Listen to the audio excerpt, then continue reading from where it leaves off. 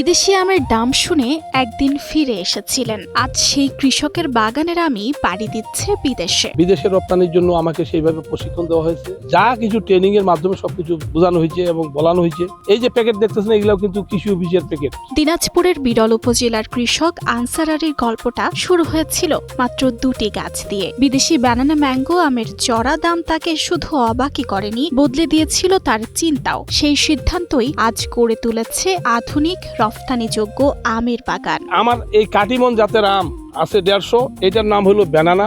এই ব্যানানা গাছ আছে আমার 650, পাশাপাশি বাড়িফোর আম আছে আমার প্রায় 700 থেকে 800।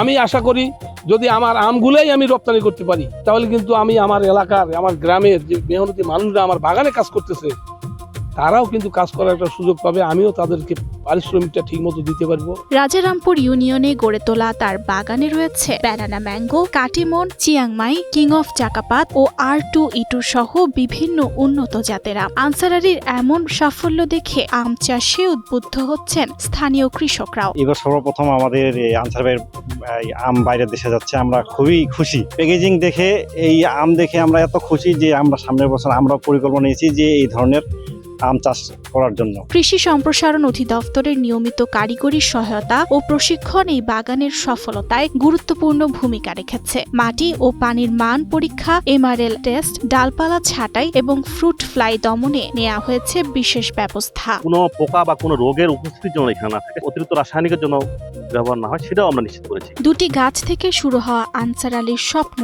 আজ বিশ্ব বাজারে পৌঁছেছে। তার এই উদ্যোগ এখন এলাকার অনেক কৃষকের জন্য হয়ে উঠেছে নতুন অনুপ্রেরণা।